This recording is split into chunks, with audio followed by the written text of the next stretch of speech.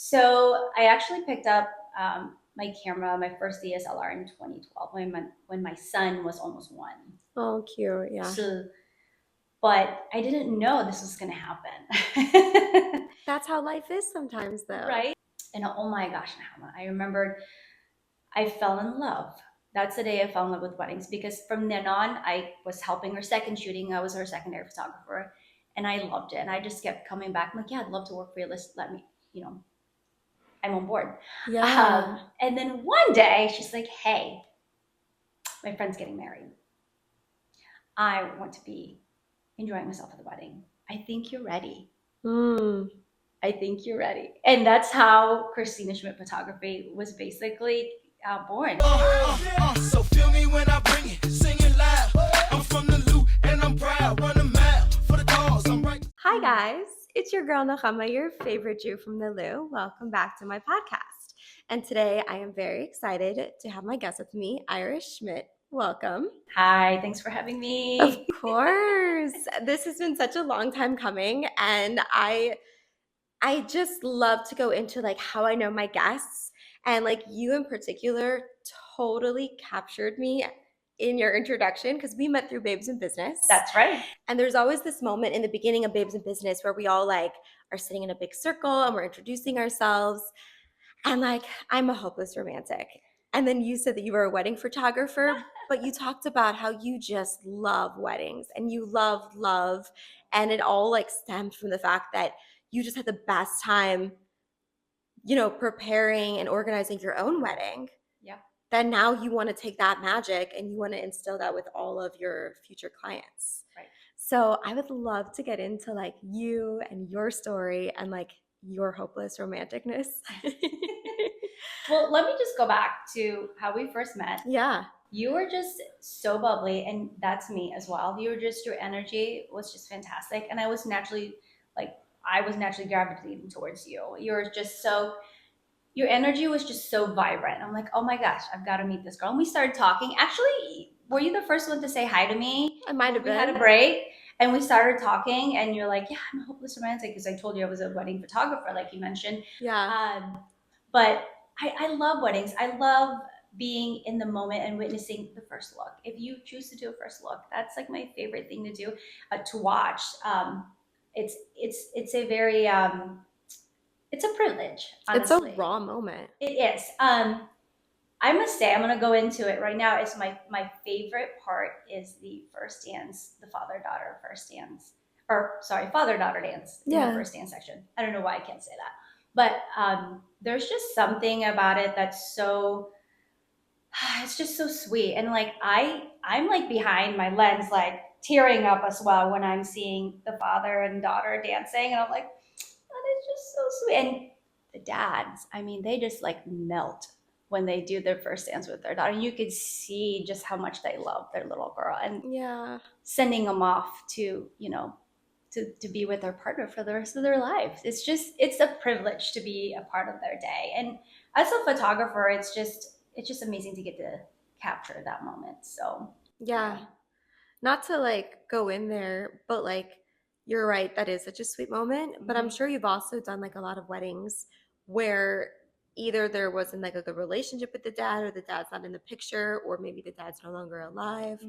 What do people usually do then? Is it like maybe the bride dances with her mom sometimes I've seen, or the one that I've witnessed quite a bit of is if they have I've seen several ways that they've actually honored that moment.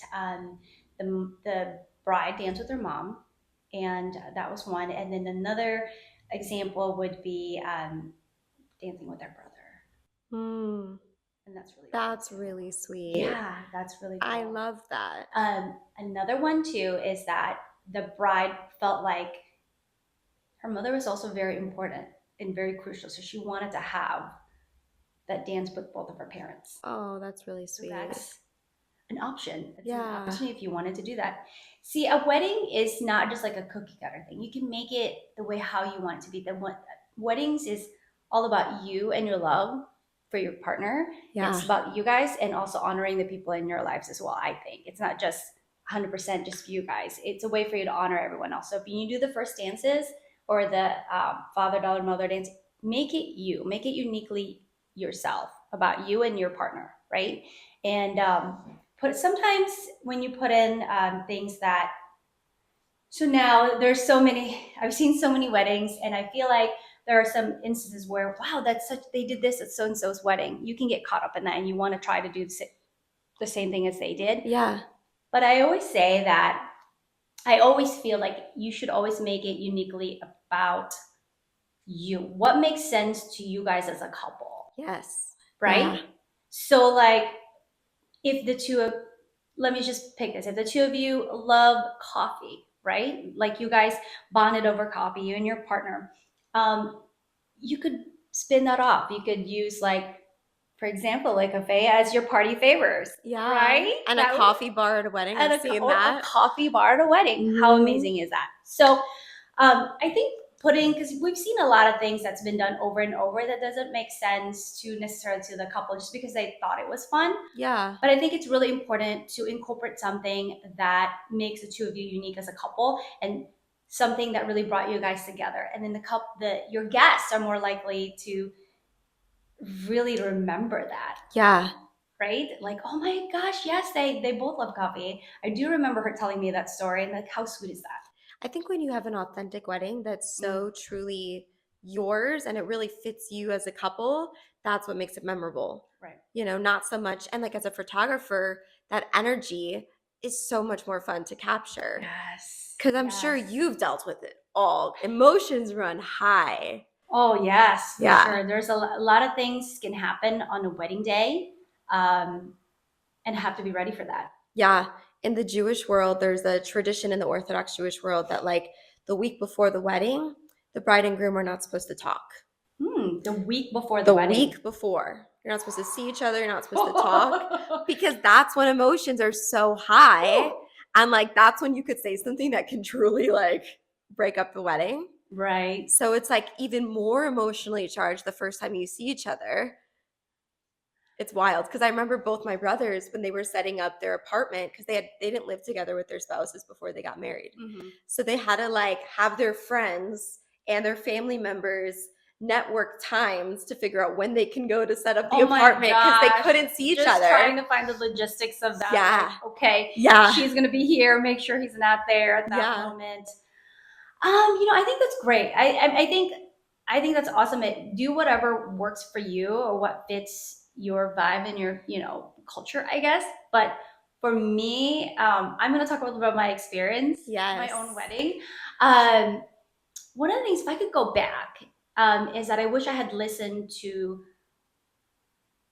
what I felt was fitting for my husband and I at the time, as an engaged couple.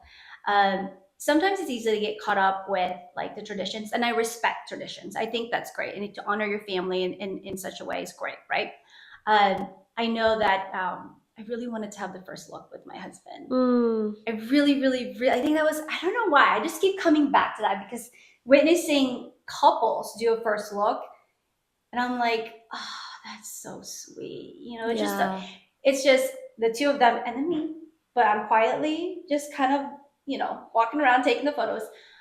We had listened to advice from, our family. Oh, you don't see each other the day until you walk down the aisle. You don't do that. I'm like, why not? Like, we're a modern couple. Yeah. I want to see him and he wanted to see me too. But, so we listened to our family members, to the advice, but looking back, I wish we had done that because it would have it doesn't matter now, but looking back, I wish we had done that for ourselves, like stood up like, hey, no, we want to see each other because we want to have that moment before we walk down the aisle. Yeah. Right. But like the second I saw him as I turned the corner to walk down the aisle, it was just like, oh my gosh, I'm getting married. That's so cool. So I think that just going back, I always just say that it's always great to just do what feels right for you because it's your wedding day and you only get to do it one time. Right? Hopefully. Right. Hopefully. Yeah. My mom was so cute because my parents, their second marriage for both of them. And so by her second wedding, she just made it super chill. It was like in the basement of a show. It wasn't really fancy at all. And she wore like a knee-length dress because she felt silly about wearing like a all out full-length white gown. She was like over it at that point. She was 36. She had 2 kids already. And so she ended up wearing like a blush pink. That's perfect. And the people still talk about their wedding because it was Wow. just fun and chill, and Yeah. it's just so, you know, and I think it could be overwhelming too, especially nowadays with like Instagram and Pinterest and TikTok. Like there's so many ideas out there. And then especially once you start getting into it and you hire a wedding planner and then they start really talking, it could be like completely overwhelming. It is. That's why I believe in hiring. If there are people that are offering the help, that's great. But I would always say, if you need the help, hire the professionals. Like hire a wedding planner, even if it's like the day of coordination, because you want to be present on your wedding day. Yes. Not stressed out. Yes. Not freaking out about. You cannot possibly control everything that happens on your wedding day. You just have to trust that the professionals that you hired are doing their job. Right. Right. So if you have that means or the option to hire the professionals, especially like I said, I couldn't stress, like hiring a wedding planner is a big thing. I think huge. You are gonna feel more relaxed. You're gonna be more at peace at that moment and really able to like eyes wide open to absorb everything that's happening on your wedding day. Because so many things fly by, like, okay, so you sit down to do makeup. And the next thing you know, you're like, oh my gosh, we're like getting ready to walk down the aisle because the day goes by so fast. Everyone says it's like a blur. It really is. Like a fever dream almost. It really is. Yeah. And that's for people who aren't even drinking. If you're drinking too, like forget it, you know? My job though is to make sure that I try, oh my gosh, it's so hard sometimes because my creative side just kind of starts to flow, but I try not to be so intrusive when I'm photographing a wedding day. I try not to be very interested and insert myself in it and make it about me, for lack of a better word. I want to make sure that you're present and that you're enjoying it. So from time to time, obviously we have a timeline that you, the bride or the couple and I would discuss, and we're going to try to follow that. I say try because you have to be flexible with whatever the day throws at you. Life be lifing. Life be lifing. That's right. So from time to time, let's say you did something amazing, or like the way you looked at your partner or your spouse or spouse to be, I may say, hey, for example, like, no, like, would you mind just leaning your head back down like that for just one moment? Because in all reality, there's no way I'm able to like capture every single bit of the day. But if I see something that's like, gosh, that just moves me, I'm like, I just absolutely love the way you just effortlessly lay your head on his shoulder. Can we please do that again?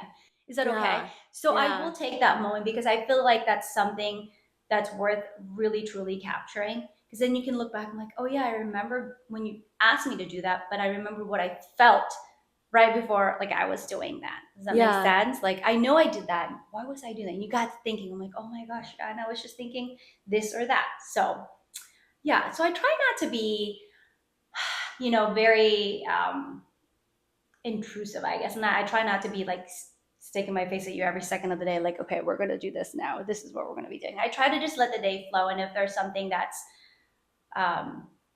definitely worth capturing that I need to pause, stop everything. We have to redo that one because that light is absolutely gorgeous, right? Yeah. Then I will definitely interject and say, okay, let's take a break and let's take that shot. Let's capture that moment. Do you know how many weddings you've done at this point? Do you have a tally? No, I really don't know. So I started my LLC in 2013. Okay. Honestly, in 2012, can I go into this and how I got started? Is that okay? Yeah. So I actually picked up my camera, my first DSLR in 2012 when my son was almost 1. Oh, cute. Yeah. So, but I didn't know this was going to happen. That's how life is sometimes, though. Right? Yeah. So I really was just passionate about capturing my son at the time. And I had actually met another mom. So where I had given birth, there was a support group for first-time moms. Oh, wow. It's really awesome, actually. So we started to encourage us to come once a week. And I actually started looking forward to going to these moms meeting. There's like several kinds. There's like first-time mom support, like breastfeeding support, whatever it is. Yeah. But I met this woman, and we just started connecting and bonding, and we just connected. I don't even know what we said to each other, but we started meeting. She goes, "Hey, would you like to come over to my house sometime?" And I did the same thing. Like, "Do you want to come over and have coffee?" We're just like back and forth. So we ended up inviting each other to our houses, and we let the boys run. She has a boy too, and play. And we would just chill and chat. It's just like having another mom that understands what you're going through. A mom friend. A mom friend. You need Right, a mom friend. Right. So someone who's not going to be mad about the diapers or the crying or Right. the mess. Yeah. Then I had learned a little bit more about her, and she said, then one day she's like, "Hey, I need some help." She's a wedding photographer. She goes, "I need some help. Do you think that you could just kind of tag along and just help me out?" Nice. Right? So Yeah. I said, "Yeah, I would love to, but I don't really know." She goes, "Yeah, just come along. I know you want to learn how to run your DSLR, be able to take photos with your DSLR, so why not?" And oh my gosh, I remembered I fell in love. That's the day I fell in love with weddings, because from then on, I was helping her second shooting. I was her secondary photographer, and I loved it. And I just kept coming back. I'm like, "Yeah, I'd love to work for you. Let me, I'm on board." Yeah. And then one day she's like, "Hey, my friend's getting married. I want to be enjoying myself at the wedding. I think you're ready. I think you're ready." And that's how Christina Schmidt Photography was basically born. It came about. And then, part of the passion and the fire and the drive was from my own wedding experience. Can I talk about this? Yeah. Okay. Yeah. Everyone wants to know like all about you because it's so interesting to hear the behind the scenes story, right? And I think when you hear people's passion and like what got them started, that's what makes people so intrigued to like want to work with you, right? Because there's so many photographers. Yeah. So this is what makes, I think, you stand out because you are your brand, right? Right, exactly. So from my own, so my husband and I, we planned our own wedding. We paid for our own wedding. And one of the things that at the time that we didn't really put a lot of, budget and effort to it was photography. Yes. So we spent the money on obviously the bar. Yep. Yep. When you're in your late 20s, that was what was important to It's us. a party for your friends and your family. Right. So Yeah. the bar, yes, we have to have the bar. We have to have good food. I'm like, okay, great. And then the DJ, yes, okay, 3 things done. We were like happy. We did that. But we didn't really consider how much, well, for me anyway, as a creative, as a photographer now, I'm like, oh, you didn't really stop to think about that at that moment, because your wedding planning can be very stressful. Mm-hmm. And you just want to check off the list sometimes. And the young Iris was just like checking off lists. Okay, because I was like focus driven. We're going to do this. You and I tag teaming this. We got it. Yeah. So at the time, we found this photographer on Craigslist. Wow. Okay. Yeah. What was the Craigslist days? Oh my gosh, I'm like dating myself. I feel like Craigslist is still a thing though. Is it still a thing? I think so. Maybe Facebook Marketplace has kind of taken over it. Yeah, but at the time, Craigslist was the place to like find these things. But you're right. I think it's Facebook Market that's kind of replaced that. But we love our photographers. They're great people, great human beings, sweet, kind. But I think at the time they were also at their very beginning stages of where they're at, right? So I respect them kindly. They worked really hard on our wedding day. We fed them, of course, all the stuff. We had a great time with them. It was a great day overall. But when you look back, I wish that we had really voiced our opinion more on the things that I would have wanted to capture. Yeah. Right? The things that was more important to us. And also, when you hire a professional, you're going to trust them and expect them to do the things that you wouldn't necessarily think of, right? Well, that's going to be important to you down the road. moments that should have been captured but weren't captured, or people that have had many experiences in their industry, or have been in the industry for many years. They've also learned from their experience from those many years, right? So being able to handle certain situations is very important as a wedding photographer. Mm-hmm. You can't just be a fly on the wall. No. You have to be able to diffuse certain situations or step up to the game and find a solution to something, because you know that they would want that captured, right? At least that is the passion, that is the fire and the passion behind when I'm behind the camera and on a wedding day. Like, I know they're gonna want this. Yeah. Like, they need to have this moment. They need to have this photo, even if it just for 2 minutes. We need to capture that. We have to have that moment. Okay, it's raining. Weather is like a factor here in St. Louis. You don't know what it's gonna be like. One day it's like in one day it could be 3 different weather situations. Yeah. You have to be ready for situations. Just be adaptable. Yeah. Yes, you have to just pivot. Embrace the day, embrace what the day's thrown at you. I know I say that a lot because that's what I always tell my brides. You just have to like embrace the day, embrace what is thrown at you for the day, and be able to pivot. Yeah. Right? Because it wouldn't be a wedding day if it's 100% perfect to the T. No. The way you had planned it. So fun fact, in Judaism, we believe that like it is such a holy, spiritual, electrically charged day that like Satan is gonna like try to get in the way, because it's such an amazing thing that's happening as 2 souls coming together to start a family. So that's why there's all those little hiccups that really, in retrospect, aren't a big deal, but in the moment seem like a catastrophe. Mm-hmm. So in like Orthodox Jewish weddings, we don't have like bridesmaids or like the maid of honor, but there is someone who's called a shomeret, which basically means like the safeguard. Okay. And so she's with the bride all day long. And your shomeret could be your mom, it could be your best friend. So I've been a shomeret for a lot of my friends at their weddings. Oh, so sweet. And my sister-in-law taught me like all these like things to know, which is how to diffuse situations, how to protect the peace of the bride so she's not aware of anything, like all is well.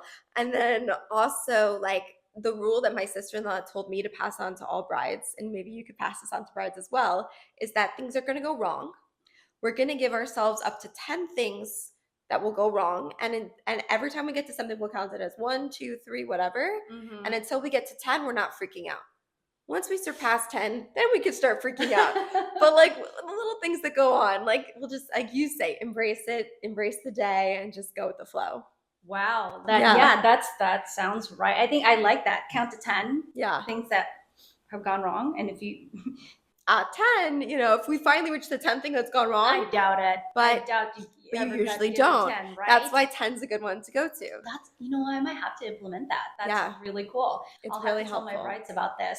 And it helps set expectations, right? Because I think everyone has this expectation of like this perfect, flawless day, especially because when you're looking at other people's videos and stuff, what do you see? You see the perfect version that the photographer and the videographer has edited out all of the drama and all that, right? Yes.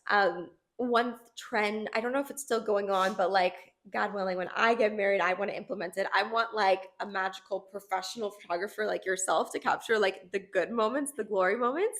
But then there's also the separate photographer that's called Not Your Wedding Photographer. Have you heard of this? No. Tell me about it. The Not Your Wedding Photographer is a wedding photographer who captures all the awkward moments, like the flower girl picking her nose, and like the grandfather falling asleep during the ceremony, and like the random, real, authentic moments. Listen, we do the same. We capture the perfect, the not so perfect, the funny, the tears, everything. Oh, good. So I feel like that's part of it, right? Because I don't want it to just be perfect. I want to capture everything. And I deliver all of that into your gallery if it's there. If heaven forbid, but if you're talking about a flower girl, if your flower girl decides she's gonna cry in the middle of the aisle and just starts crying. Oh, those are really cute photos. Let's do it. Let's capture it. That's cute. I'd want that captured because then you're like, oh my gosh, you did do that. And she could look at it like 10 years later and be like, remember when you were like the devil child? Right. The one thing that was really funny, because you're talking about this, my photographers did capture was I was taking a nap because with my chin on the back of a chair because I did not want to mess up my makeup. I did That's not want to amazing. ruin my hair. So I was taking a nap and they were able to capture that. That's amazing. It was, I like that photo. It was just me though, but I mean, I still like looking at that Yeah, image. it was a moment. It totally brought you back to the Because day. yes, precisely. Because I remembered right before that, they had finished with my hair because I had it like really tight. I wish I'd like could go back and just wear my hair down because this is how I do my hair now. Yeah. I remembered sleeping face down, taking like a power nap on the bedroom. Now that would have been a fun photo to capture, right? Um, and you know, I just want to go back to something that being able to pivot on wedding days, right? Um, something again from my experience from my own wedding. While I was walking down the aisle, we were going up, so like the guys are on the other side, the girls on the other side, and there was a tornado that was going right through St. Louis at the time, and we're getting ready to go up. The door just like blew open because the tornado literally went right through. Oh my God. I know. And everybody, because of that, everyone remembers our wedding day because as I was getting ready to turn to walk down the aisle, the door just flew open, right? And so for the brides, that I hope this never happens if you're in couples, I just remembered how did I handle that? I just remembered being ushered back down to the basement and they just pretty much created a cocoon over me and they're like, it's okay, everything's okay, there's no tornado upstairs. It's all right, yeah, we're all safe down here. And I, you know, and again, this is something that is out of my control, it's out of anybody's control, and I just embrace it. There's no need to stress, there's no need to, that was the St. Louis weather that's being thrown at me at that day, so I just let it, I just wrote it, we sat down. I'm just happy that everybody was safe and no one was hurt. Yeah. And then, yeah, a few minutes later, you know, a couple moments later, we were back up and ready to do the ceremony again. You know, my grandpa did joke though. He said to my husband, to be at the time, he's like, "Son, this is your sign. Like, this is your ticket. Mother Nature's trying to tell you something." Oh, I love him to death. He's in heaven now. But no, I just wanted to just talk about that because you know, that was kind of a scary moment. Looking back at it now, I wasn't scared at the time, but I chose to just handle it in a way that it's because I know that I couldn't control the situation. Like, Yeah. that's another St. Louis weather thing that's been thrown at me. So I guess my point being is that if something isn't going well on your wedding day, just remember this is just something minor, right? It could be worse. Something could be going on, and you just have to be able to pivot, to pivot, and to just embrace it and figure out a way to, because you always have two choices when something is thrown at you, right? Yeah. So choose the best one that you think is going to have the best outcome, right? Absolutely. This is a full circle moment to be sitting here with you. And I know when we had like first talked about it, I'm a big believer in like the timing of when I meet with my guests, when the episodes are released. Like it really always works out exactly when it's supposed to. And like I could see now why sitting here at this moment is actually totally in alignment. Because when we first met, this was back in January. And then I think within the month we met for dinner just to like talk about what we were. I think we were just gonna talk as friends, and then you're like, I might want to take you up on your offer. And then like, so this has been like a few months in the making, but I've changed my perspective on photography since we met. Yeah. Because it was actually at my second brother's wedding when I was 17 that turned me off of having photos taken. Because at his wedding, that particular photographer kept stopping the wedding to have us pose for photos. And I'm not talking about like the official posed photos. I'm talking about like during the dancing, during the like. Oh. And I was so turned off by that because I was like, are we here to have a wedding or are we here to stage a wedding for the photos? Shoot. Yeah. And so I was just so turned off by that. And then after I'm that, so I got sorry. really into this mentality with everything in my life where I'm like, I want to be present. Mhm. I don't want to take photos. And then social media really started to blow up when I was in high school and in my early 20s. And so, like, it was the thing where you go out to dinner and everyone's like, oh, the camera eats 1st. And everyone's capturing everything. I think we all do that. Well, I didn't in the beginning. And then, like, I didn't have social media till I was 22. Okay. And so I only got back onto social media because for my podcast and then later for my coffee brand, Lake Cafe, Yeah. that I like realized the importance of it. But because I wasn't part of that cultural journey of photography and social media, I was so uncomfortable. And I know something we've definitely bonded and talked over is how uncomfortable it feels as a creator and as an entrepreneur to put yourself out there on social media and do these reels that feel cringy, Yes. but do very well and get us followers and get us business. Yes. Right? And the more authentic we are with them, the better they are. So starting, I want to say maybe about a month or two ago, I decided to take on a challenge where every day I make a reel.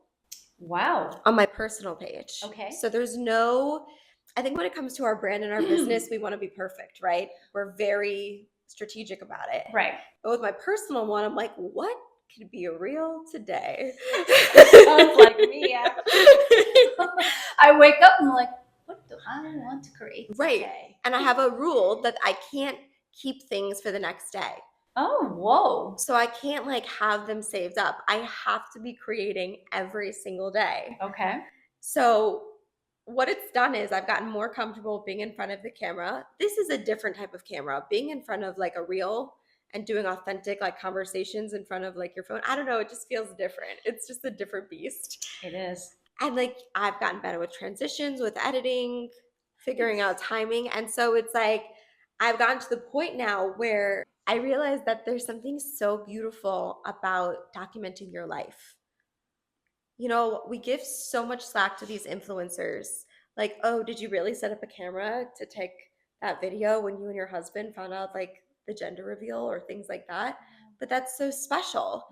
And or to see like a husband's reaction to like the first time he sees the baby stroller. You know, like those kinds of things are really special and they have those. And I think something I've realized as I've gotten older is we take for granted the people, the moments, the memories, the places that we are, and they're fleeting. So to be able to capture them, I think is really special. Yeah. So I've found more of like a balance. So that's why I was saying with the timing of having you come here and you also talking about how back when you did your wedding, photography was the one thing that you're like, I know I need it, but I want to have good food. I want an open bar. I want a DJ. Right. Like, let's make this the best party ever.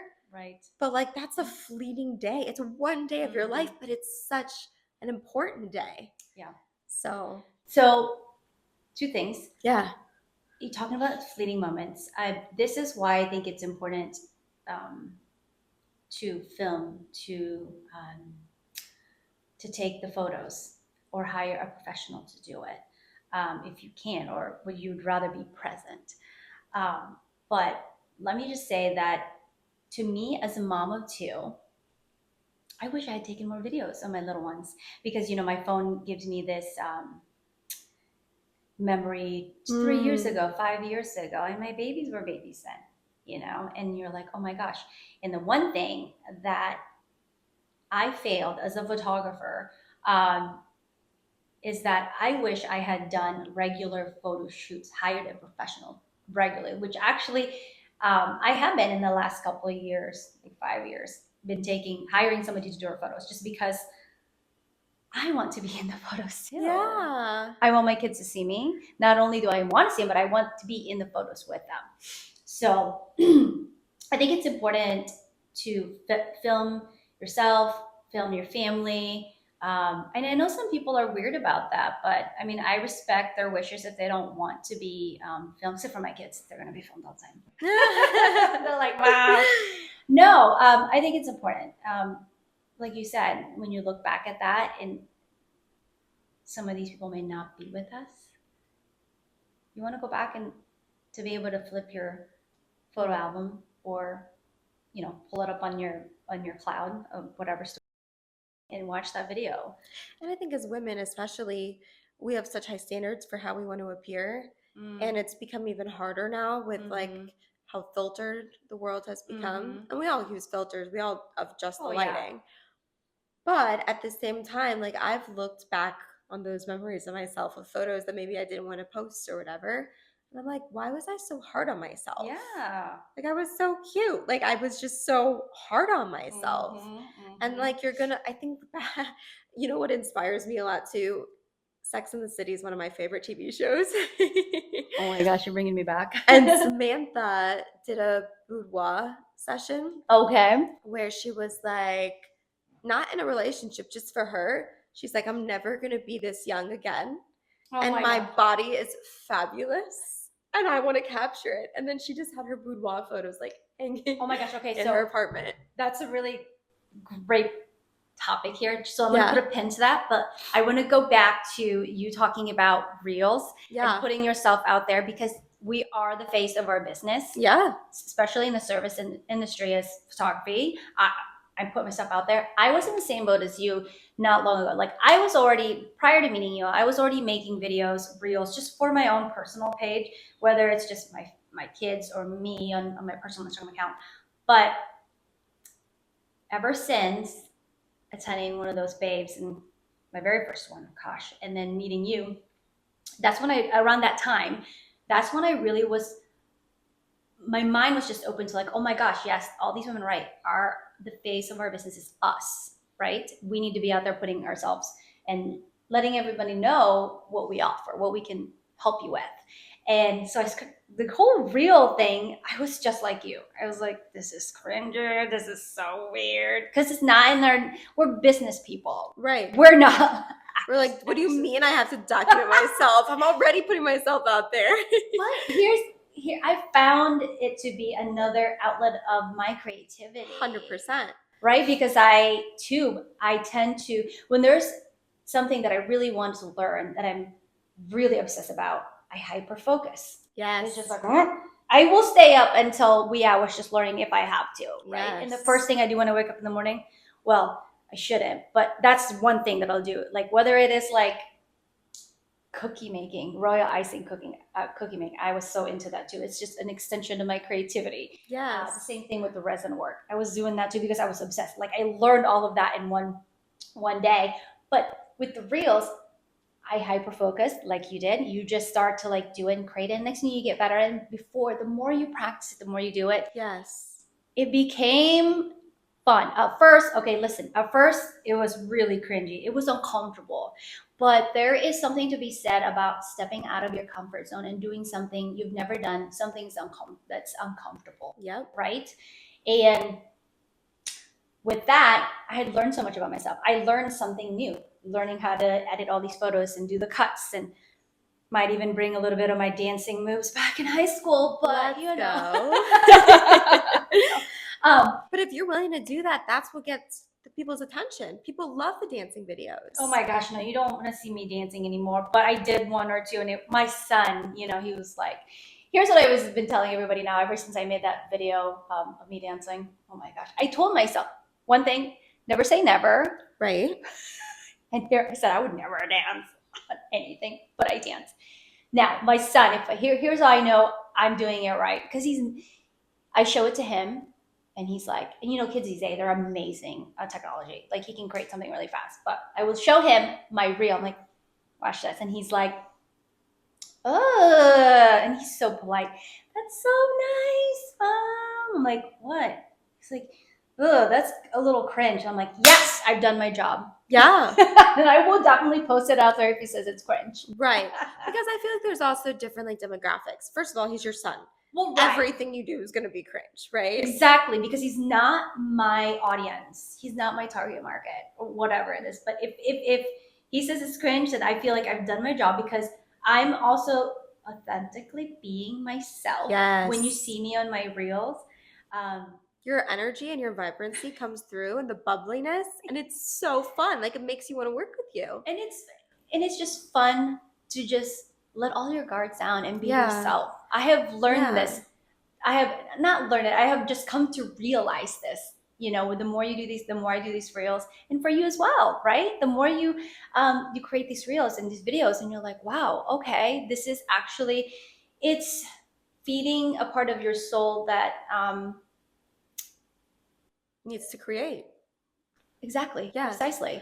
And the great thing I found the shift is back in the day, I would make reels sporadically. And then whenever I would make a reel, I'd be like checking Instagram 24/7, being like, who looked at it? Oh What's my the gosh. like, what are the metrics? Like, who likes it? Like, all these things. And what's so awesome about being in this concept of creating a reel a day is that you're not worried about how people are receiving them because you're constantly in creator mode. So Right. your energy is just really good because I'm a big believer in when you're what your brand you're found when you're a founder of something, your energy is felt.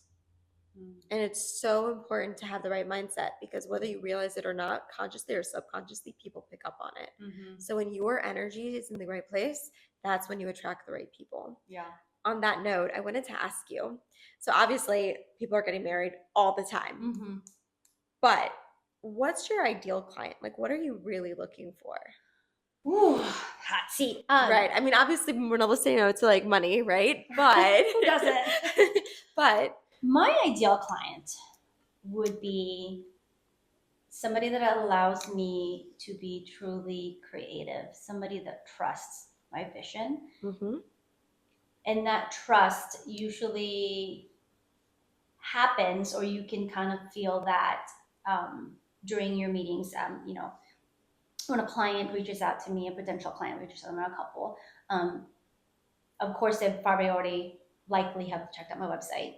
They have already likely checked out my Instagram or whatever platform they're favoring. But this is why also I like to put myself out there more on Instagram now, because I want them to get to know the true me, because maybe that's not the kind of person they want to be with all day long on their wedding day. right. You know, I mean, let's face it, as a wedding photographer, I'm going to be there for 8 hours. You're going to see this face for 8 hours, and you want to make sure that we are driving. But at the end of the day, of course, I'm there to do a job.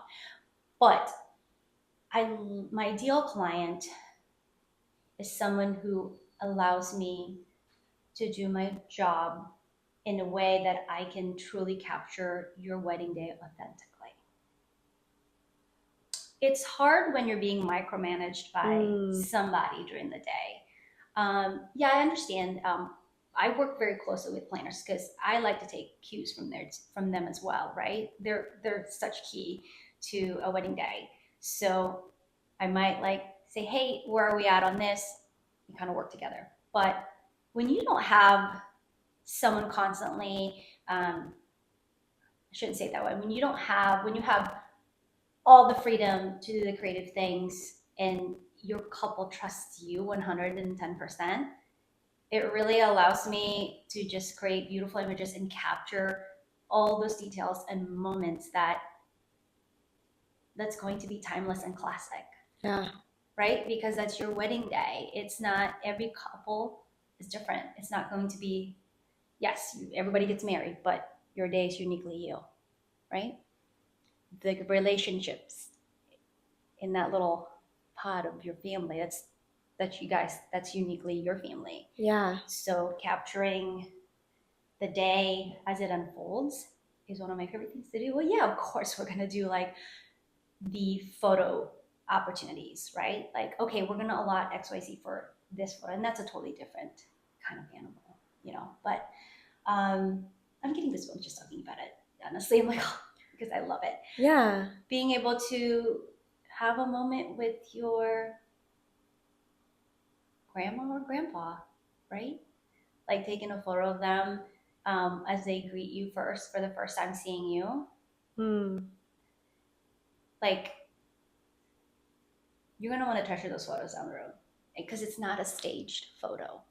It was your grandpa coming up to you, giving you a hug, or just being silly to you or whatever. That's a moment that's now frozen in time, and you can go back and look at it and say, oh yeah, it's like another way to honor them, and just be like, wow, I remember that moment. You know, I saw something really sweet where it was by the ceremony, if you have loved ones who are passed, having chairs dedicated for them, which I thought was very sweet too. Because in Judaism, by weddings, we believe that I think it's up to 3 generations of past loved ones are there present on your wedding day.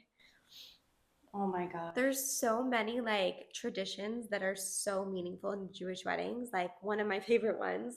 Well, first of all, when you're walking down the aisle, there's like a lot of symbolism to keep in mind. But like when you walk down, you step with the right foot first because you want to start on the right foot to get married. Okay.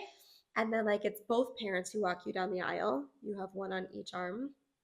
And some couples have the tradition where like halfway through the husband comes and gets you and walks you to the second part, which is almost like a handing off onto the next stage too, which is so beautiful. And then you're standing under the chuppah, which is the covering, and then the bride will circle the groom. It's 7 or 8 times. Goodness, I'm blanking on it now. It's 7 or 8 times, but basically I want to say it's 7 because there's 7 layers between us and where like God's throne is, like in terms of like the sky and like those spiritual realms. So there's that symbolism, but then also each one is like a spiritual surrounding that the wife is creating around her husband because she's like the heart of the home, the soul of the home. And it's also a wall that you're creating around your husband where you're telling other women, back off. He's mine. Marking your territory, right? Yeah. And then like at the wedding, like you don't do typical vows like in non-Jewish weddings where like, and then the bride and groom both say I do. You don't do that.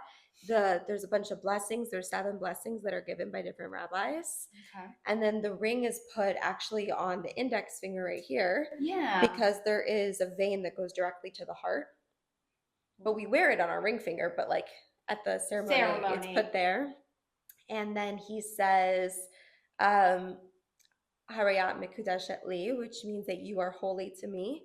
But the Hebrew word for holy also means separate. So he's separating you from like everyone else. Like you're special, you're different, you're mine. And like the woman doesn't say anything like during the ceremony. And there's always this running joke where that's the first and last time that your Jewish wife will not say anything to you. Oh my gosh. But it's so sweet. Cool. Yeah, that is really sweet. Yeah. Oh my gosh. It's so much fun with symbolism. And like I was one of those kids when I was younger who like always had dreams about like the exact way that I wanted my wedding to be. But like with maturity, as I've gotten older, I realized I'm like, to be honest, I'm not 100% sure what I want my wedding to be like because I've changed so much as a person over the years. Yeah. And I haven't met my person yet. And like when he and I meet, who we are, like you said earlier, I want it to be about both of us. Yes. So I can't dream and plan a wedding without knowing who he is and knowing what that's going to be. But I feel like that's just our like society in general, you know, little girl dreaming about their wedding. Oh yeah. You know, in the big white dress. And I mean, all the Disney movies from when we were young are all like that. Oh yeah. So that's just naturally, I feel like, how we're going to be thinking about our own wedding. But want to be a princess. Yes, right. But when you do meet your person, it's going to change a whole lot. I mean, not only do you have to just plan the things that you want for your own wedding, you also say, well, what would you like, honey? Right. And hopefully there's someone who wants to be involved. Right. Because some people are very much like, don't care, whatever you want. Oh, yeah. I mean, I've seen that too, but I think once you really include someone, then they'll be interested. Yeah. I mean, I think my husband and I, we split the responsibilities, but there were some major responsibilities for planning-wise, decision-wise for our wedding that we were jointly in it together. Well, especially because you're paying for it jointly too. Oh, yeah. That affects a lot of the... Yes, exactly. We had to sit down and like, okay, what is what are we going to... Your non-negotiables as well. Right. And our 3 non-negotiables, as I mentioned, was... DJ. Food, and an open bar. Well, I mean, we were in our 20s. That was important to us. What was important to us at the time. But yeah, that is, you know, just in, like I said, going back, looking at the big picture, that is the passion and the fire that drives me when I show up to a wedding day, is that I want to make sure that my couples are going to not only love their photos, but I'm authentically capturing their wedding day so that down the road it's classic and timeless, and they can go back to it and look at it and have the photos that really truly mean something, right? Not aside from just the big photo perfect moment. Like you said, it was kind of annoying for you at your brother's wedding that this photographer was stopping you. It's not, a wedding is not a big styled shoot. It is somebody's wedding day. Yeah. And that's how I approach it every time I set foot to someone's day, is that's the fire. And my goal is to make sure I'm serving the couple the way they will want to be. They want their day captured. And so when they look back at these photos, whether if they choose to get an album or not digitally, I welcome both ways. I know people say you have to have a tangible thing, but wasn't I just talking about earlier, like my phone is giving me updates and videos and photos of my kids. I respect both. If you decide not to get an album, that's great. But either way, these moments and the most important things need to be captured authentically. Yeah. So. Curious question, because I'm sure at this point you've seen so many different types of weddings. Do you think that you can kind of pick up on what couples you think will last versus not last? Now, of course, there's no 100% guarantee, but like you've seen a lot, you know? I'm just curious. Like, I wonder, because obviously emotions are super high and it's not necessarily the most authentic version of each person. But I am curious to know, like, if there's little signs, because I know I had a friend who ended up going through a divorce. And on her wedding day, I didn't pick up on this because she didn't open up to me about it. But like before she went down the aisle, before the doors opened, she like turned to her mom and she was like, "Do you think I should get married to him?" Oh. And they ended up getting divorced 4 years later. So like her gut knew, you know? Yeah. And so it's like, I'm just curious if like as a wedding photographer, if there's certain energies you can kind of. There's a lot of emotions and energy that's happening, like you mentioned during the wedding day. So for me, I see a lot of different, certain attitudes come out on wedding days, right? Because it's this very high stress day for most of the people that are involved in it, honestly, to be honest. But I can't really say that I was able to predict anything, because most of my couples, we stay in touch, for like a year, couple of years. The couples that return to me, usually they have their babies. So obviously we know, because they'll come back to me like, "Hey, will you take our family or, lifestyle movement photos?" Oh, that's so or sweet. family photos.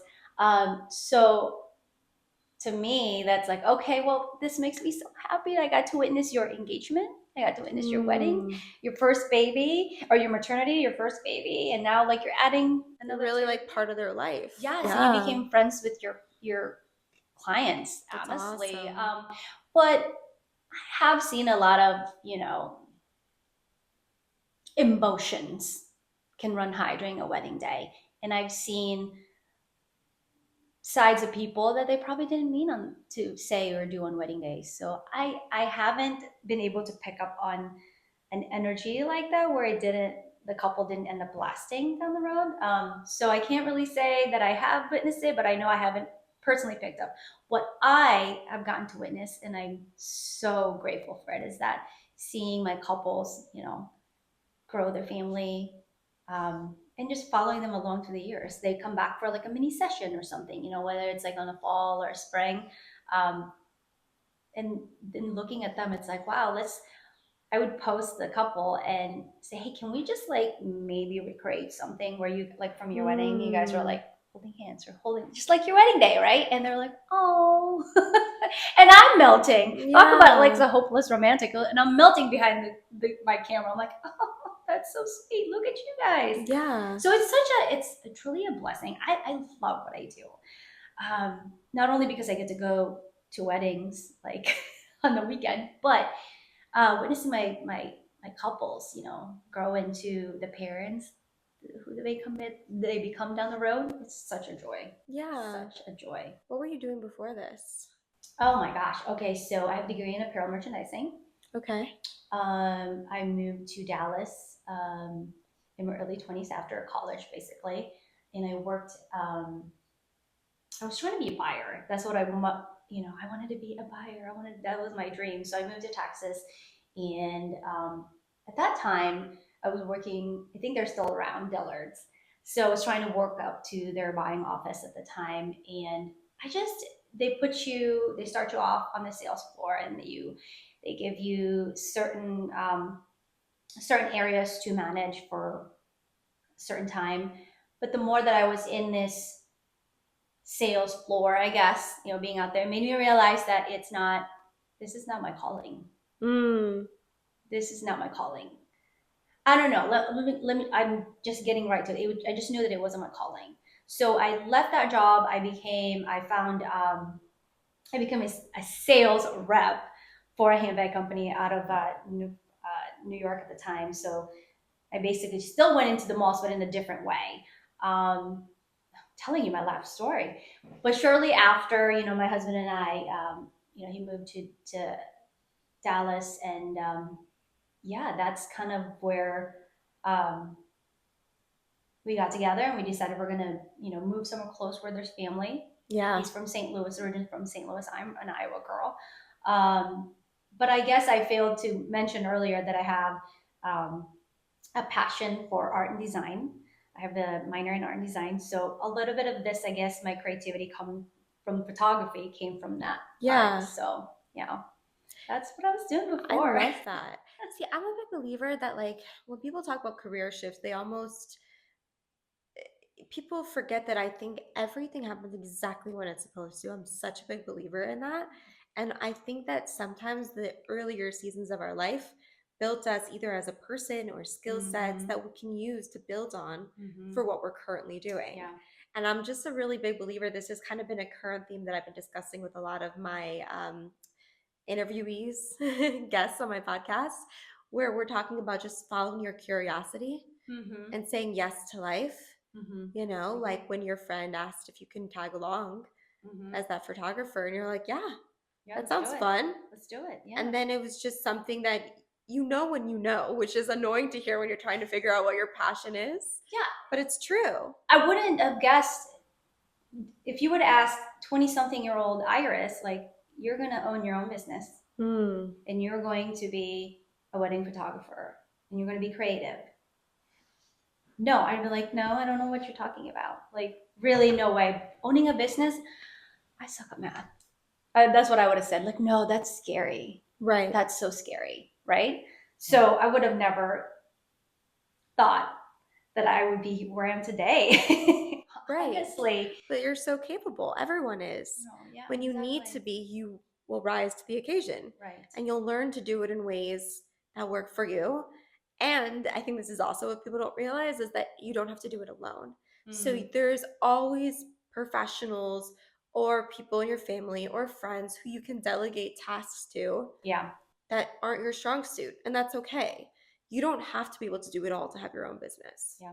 You just have to have a passion and be authentic. And when we met up, well, not when we first met, the second time we met, we had our coffee dinner date. I was so inspired with your story. And, you're saying that this isn't what I wanted to do. This is when, I believe you mentioned something about the corporate job that you had. They gave you like a gift card or something. Yeah. And then you said, you know what? I'm going to buy me this. I'm going to start my own podcast. And you just went for it. And I think I was so inspired by that. I'm like, wow, this girl's amazing. Like, I need that in my life, because sometimes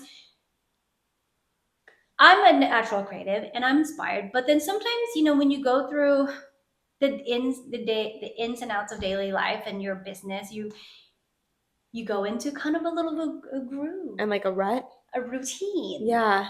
And sometimes routine needs to be shaken up. Yeah. Right? And so when I met you and you said, I'm like, girl, yes.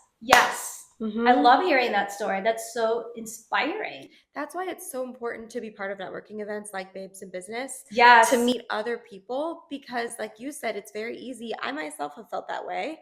And then even just in the moments where we're introducing ourselves, and I have to say my story for the first time, to some people it's repeat at this point, but some people have never met me before. I'm like, oh yeah, I do have a cool story and I am passionate. And how do I want to show up? And like having all those women hold you accountable and really push you to the next level is really, it's important, I think. Well, that is okay. So it's just within the past year or two that I've realized the importance of the true importance of community and networking. Networking, referrals, huge. So when I started my LLC, I basically was running purely on word of mouth. And Facebook was the thing back then. Instagram was, everyone was like, oh, this is scary. I don't know, Instagram. I'm just going to stick to Facebook. Mm-hmm. And so a lot of my clientele came from word of mouth. And it was enough for me as a mom, as a wife, as a business owner. It was just enough for me to feel fulfilled. I was happy because I was also doing a lot of family sessions at that time. Over time, my passion for weddings really just evolved and it grew and it became so much more stronger and it's what I like doing. Not to say that I don't do family photos. I still do that. I still love doing that. From then, it shifted to doing headshots and currently going into branding. Huge. That's so exciting. So fun. Gotta be my girl. I got you. But to go back to that, let me see.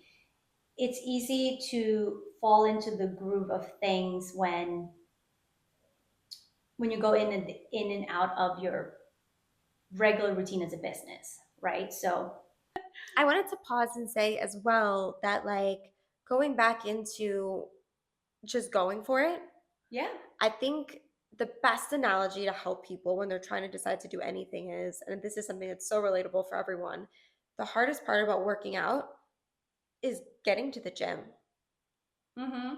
Just walking through that door. Mm-hmm. Once you're there, even if you do the tiniest little workout, you feel so good about yourself that you showed up, right? Mm-hmm. And most likely what's going to happen is once you're in there, you're going to be inspired and motivated by all the other energy and the people who are there and taking it seriously. And then you end up doing more of an intense workout than you would have done at home. Mm-hmm.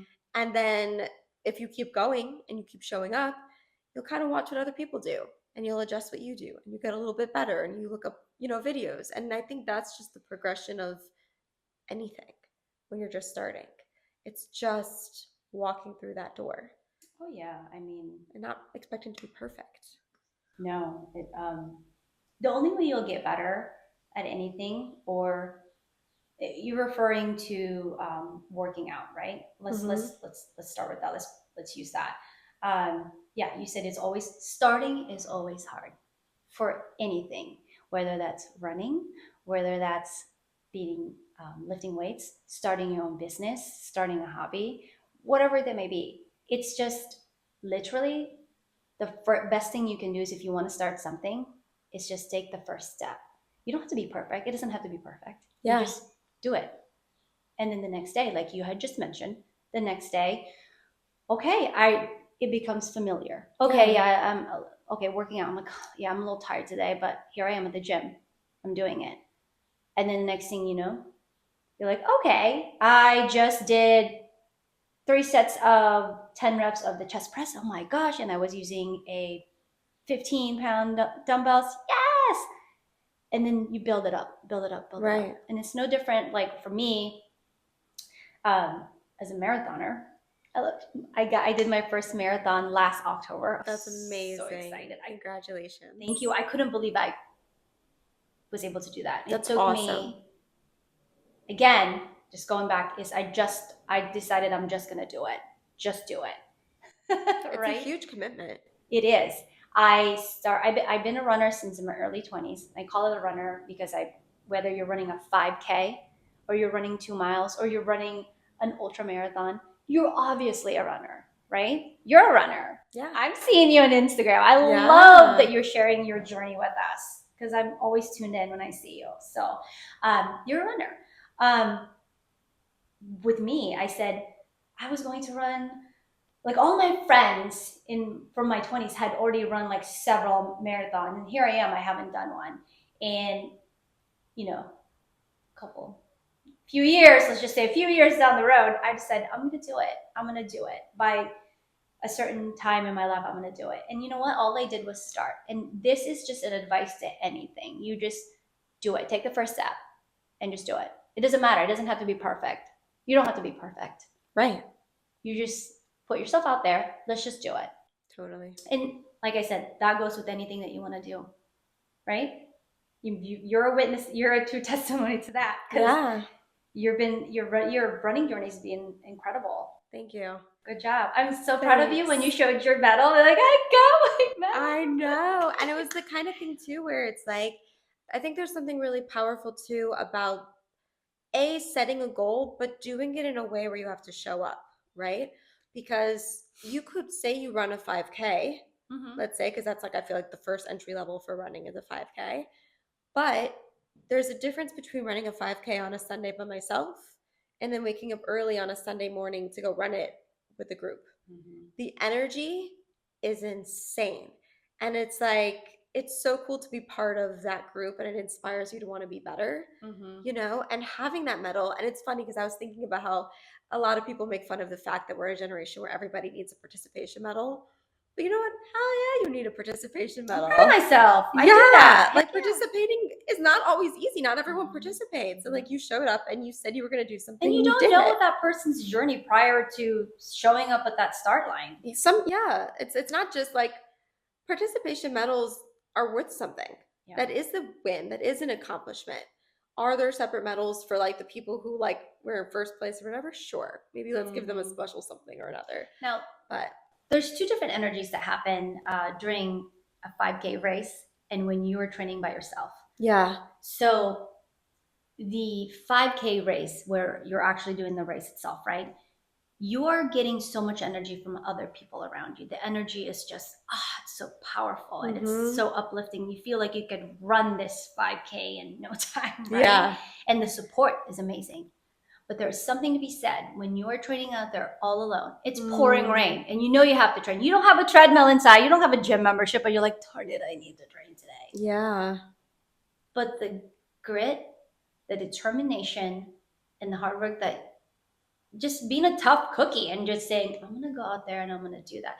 And then having a conversation with yourself as you're trying to get through that last mile or whatever it may be when you're training by yourself out there.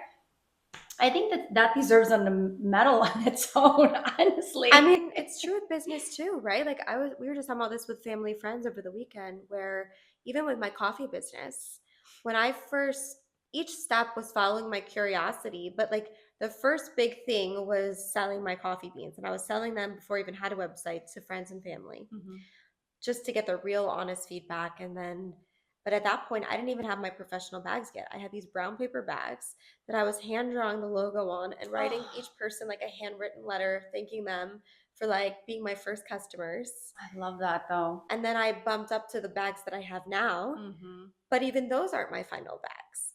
You know what I'm saying? Like it's evolving. And like something as simple as like selling a product, there's so many nuances and steps. So whatever your dream is, like, yes, it is important to show up, but it's also important, I think, to adjust your expectations where it will happen when it's supposed to happen, and you have to just keep showing up. Yeah.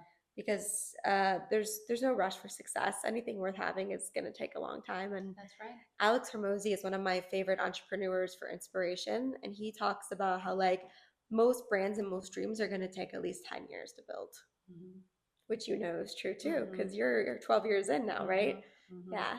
So now that you're 12 years in, this is a fun question I like to ask people. If all could go well, where would you like to be with your business in 10 years? If like no scarcity mindset, sky's the limit, all your dreams could come true, where would you want Christina Schmidt Photography to be? Oh my gosh, I would love to still be shooting out there as a lead, because I truly love the energy of a wedding day. Yes, it can be stressful, but there's so much like great moments that I love getting to witness. It's just, like I've said, it's a privilege. And there's something about seeing these moments that bring me so much joy, honestly, you know? So in 10 years, ideally, I would love to be the lead photographer still and all this, shooting all these weddings on my own. But I would like to also eventually have a team that carries the same mission as to my heart that I started my business with, right? Shooting weddings authentically and making sure that the couple their wedding day is being captured the way that they truly want it to be captured, like authentically them. So, yeah, I mean, in 10 years, that's probably why I run. That's probably why I make sure I'm fit so I can still carry all my gear. Yeah. I mean, on a wedding day, you have like your speed light, and you have your heavy lenses, and you have 2 cameras like attached. You look like Impossible. Yes, what I said. I have 2 of my cameras on me, and got my comfortable shoes on, and just making sure that I'm not missing a beat and not missing a moment. But yeah, I mean, 10 years from now, I would love to still be the lead photographer because that's how much weddings bring me joy. Yeah. So, yeah. That's real love. And that's such a blessing to have found something that you love that much that you want to be like in it, in a part of it. I mean, yeah, I hope that God has that plans for me, right? Yeah. Health-wise, because I mean, you know what he does, and I'll tell you why. Because like I'm a big believer in this. Like I love Kabbalah, which is like spirituality and like the science of the soul. And it talks about how like the fulfillment comes before the desire. So if you have a desire for something, it's already written in the cards that it's supposed to be your reality. Yeah. So wow, it's the only thing standing between you and everything you want is your limiting beliefs. So before we wrap up, I just wanted to ask, is there anything that we haven't touched during this episode that you would like to share? Right now, I think I kind of lightly touched on it. I wanted to say that we are also extending our services and branching out to branding photos. So snaps. That's so exciting. I'd love for you to be one of my subjects one of these days. Things cool. Things are in the work. I'm just ironing a couple of things out right now. And then once I have that all ironed out, you'll know. Okay. I'm excited for it, honestly. It's going to be fun.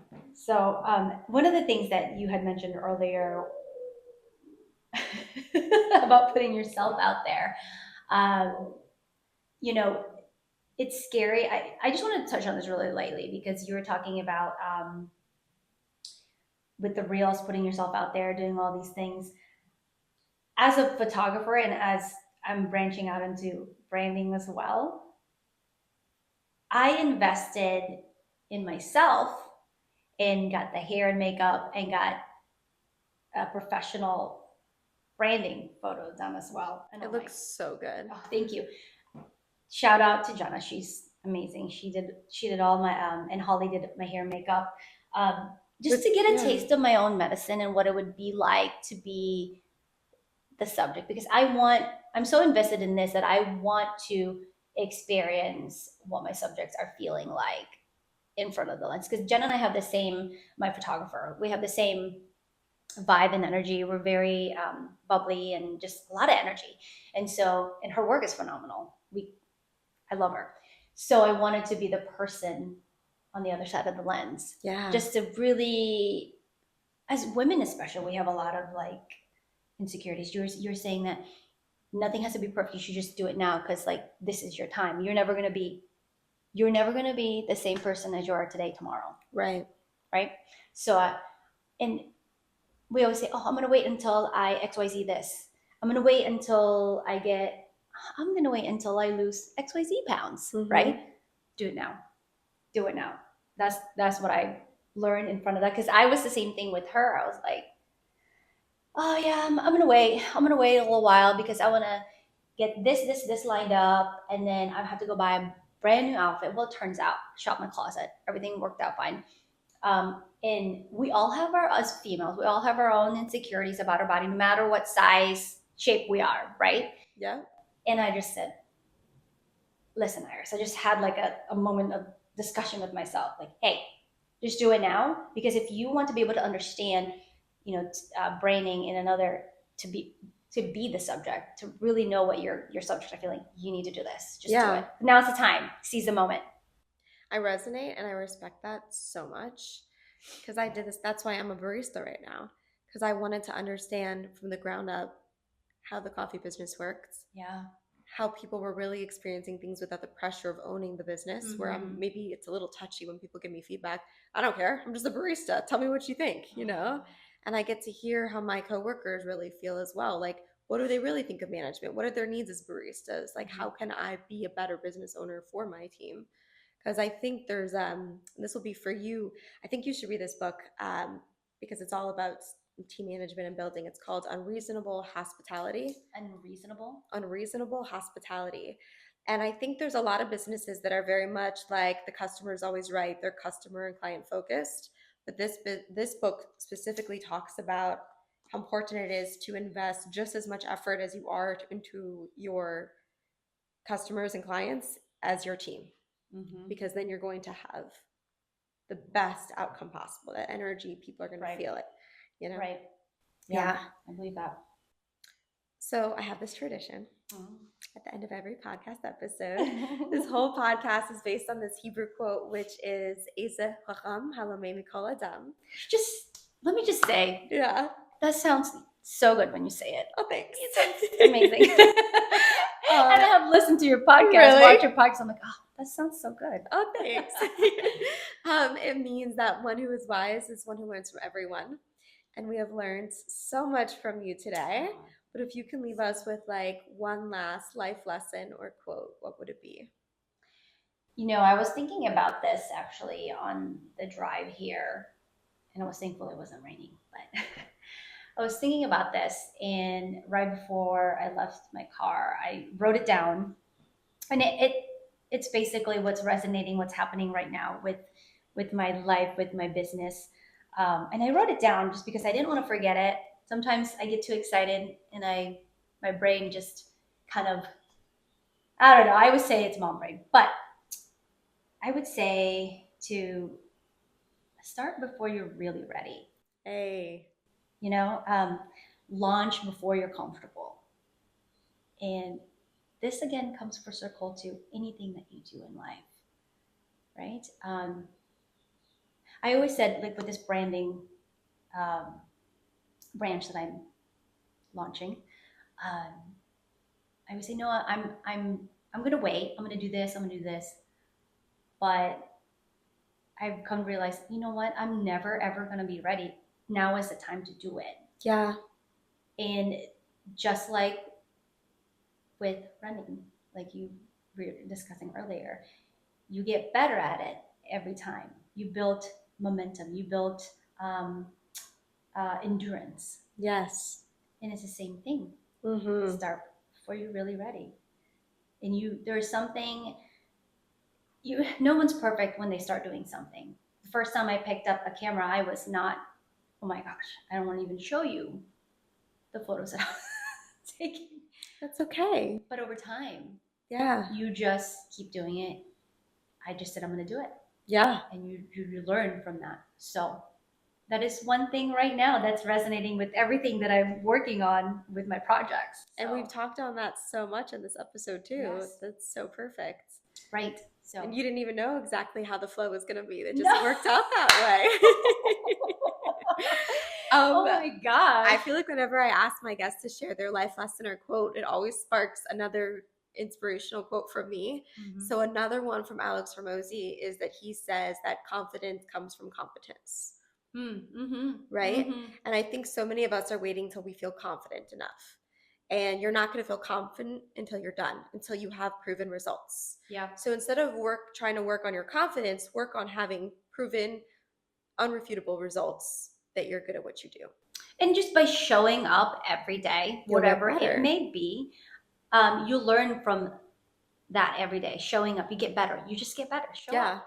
You're not guaranteed views. You're not guaranteed clients and customers. You're not guaranteed that you're going to go viral, but you are guaranteed that you're going to get better. Yes, that's gold. That's what will happen. So what can my audience do to support you?